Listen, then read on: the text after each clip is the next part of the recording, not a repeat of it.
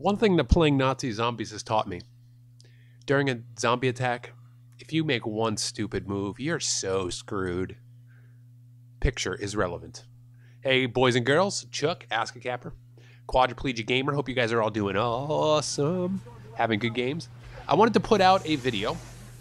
It's May 21st. It's supposed to be the end of the world, as some Christian groups are saying, some fundamentalist groups. And I figured, you know what I wanted to share with you guys, because you guys are my subscribers. I care about you. I wanted to share some zombie tips. And I've been reading the book World War Z and How to Survive the Coming Zombie Apocalypse, which is great. It's a complete zombie guide by Max Brooks. And I want to share some of the points that he brought out in his book. And if you are into reading, you should check those books out because they're really awesome. World War Z is going to be a movie at some point, which hopefully it's epic, because that's what we need. Some guides to surviving the zombie apocalypse. One thing he says whenever he starts out the book that I think is an important point to highlight is that when the zombie outbreak happens, you want to stay in your home, you want to stay in your apartment building, wherever you are, your residence, stay there for a while.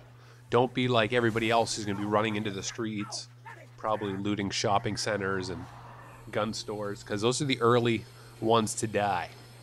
So focus on that. Keep that in mind, that whenever you see things going down, you want to stay still, fortify your residence.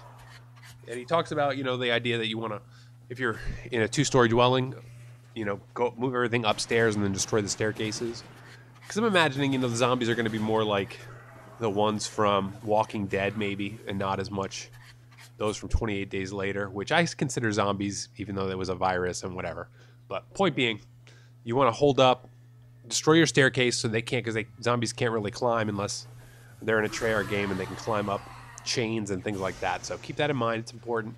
By the way, the gameplay you're watching is sped up 150%. So if it looks like I'm rolling. And I will be doing a couple parts to this series, but this is part 1. So something else he points out, he says the kind of house that you have, if you can get to a stilted house, the kind that sit on the beach and are on stilts, those work great, because obviously zombies, again, can't really climb. They're not sophisticated. Or if you're in the Midwest of the United States, the tornado safe houses that they have are really good to repel those attacks. Crazy people live where the sky comes and sucks you up. Would not live there, but anyway, point being. And so those are good houses if you have access to those. If you're in an apartment building, another good point he brings out is that that's a great place to hold up. You have more people around, which are good because they might lend their skill sets to you. Highlighting, too, the idea of guns. He doesn't, he focuses on rifles, handguns, silencers if you can get your hands on them. But, that's something that's important, having rifles and for doing headshots and conserving ammo. I thought that's important. Keep that in mind, because a lot of people are like, I'm going to just go get like an automatic weapon. And he highlights the fact that, spraying your enemy is a waste of ammo, and you really want to conserve your ammo. Shotguns and the like. But that's something I didn't really keep in mind. I was like, oh, get an automatic assault rifle for headshots. And it's like, really conserving ammo is going to be the name of the game in this situation.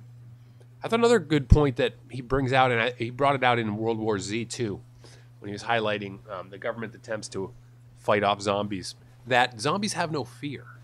So when a zombie outbreak happens, weapons that are usually intended to intimidate the enemy, like setting off giant explosions and things like that, don't work on zombies because they're not afraid of explosions and weapons and things like that. So they have no fear. Another point that he brings out in relation to explosives, which I thought was very interesting and important to take note of. Explosions and shrapnel are designed to rip vital organs and blow through vital organs, thus killing your target.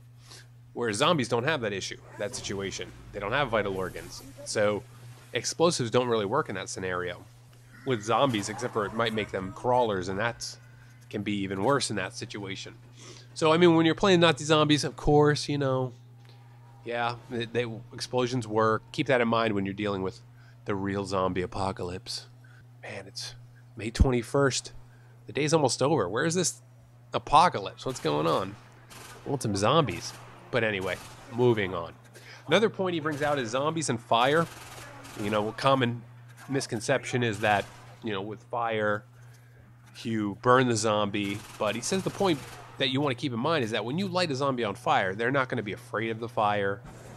It's not really going to affect them like you would imagine, like them in pain, agony, screaming. And what they actually become is a running, fiery zombie mess, which is going to be bouncing into things, setting other things on fire.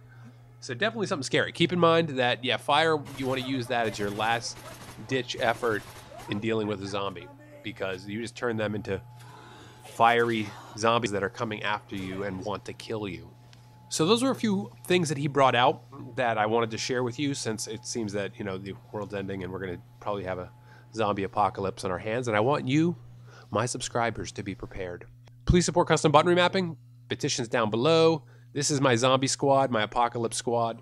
If I could have one, I think it's epic. I love Ed209 as my mascot.